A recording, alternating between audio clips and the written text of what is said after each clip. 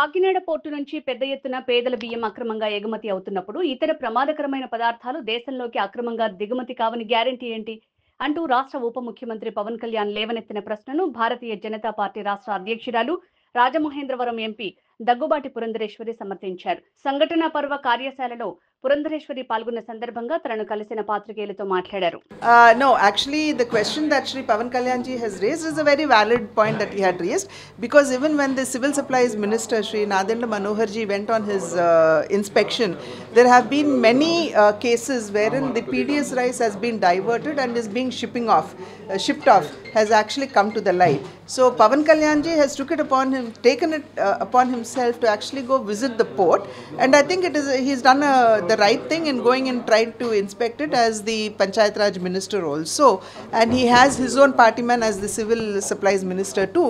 So taking all into stock that he has gone there and he has inspected is a good thing, and it also speaks of the transparency of the government, how the government is actually trying to work. It's trying to curb all the bad deeds which had happened during the previous government. We know fairly well that all the people who are involved in this rice export of the PDS rice are all people connected with the previous government and the previous party that was in power.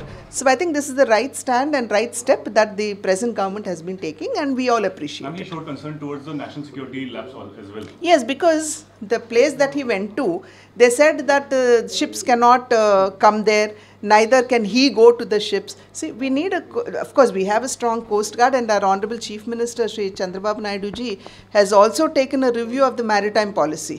So all of this combined should strengthen our borders. We've seen what has happened in Mumbai when the attack had happened there. So I think it is in the right direction that the government is going.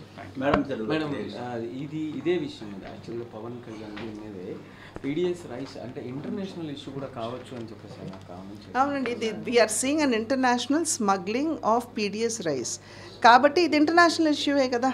And ఇప్పుడు చాలా అనేక విషయాలు ఇప్పుడు ఇంటర్నేషనల్గా కూడా questions raise చేస్తున్నారు కనుక వాటన్నిటినీ దృష్టిలో పెట్టుకుని పవన్ కళ్యాణ్ గారు it may turn out to be an international issue అని చెప్పడంలో ఎటువంటి అతిశయోక్తి లేదు. మనం ఎవరూ కూడా ఇదేదో వారేదో మాట్లాడేశారు అనుకోవటానికి కూడా లేదు.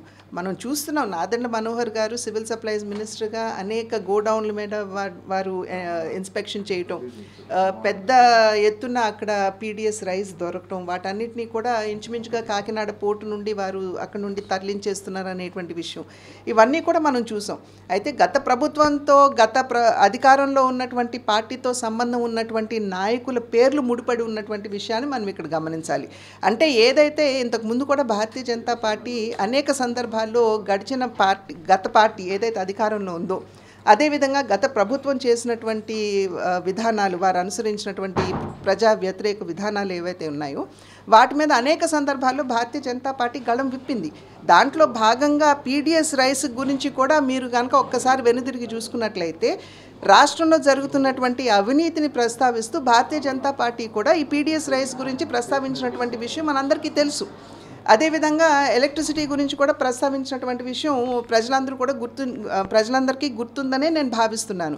కనుక భారతీయ జనతా పార్టీ ఎప్పుడు వెనకడుగు వేయలేదు ఇటువంటి అంశాల మీద గళం విప్పడానికి. అదేవిధంగా ఇవాళ పవన్ కళ్యాణ్ గారు కూడా ముందుకు వచ్చి దానికి బలం చేకూర్చడం అనేది ఇది నిజంగా ప్రతి ఒక్కరు కూడా గమనించవలసినటువంటి విషయం, స్వాగతించవలసినటువంటి విషయం.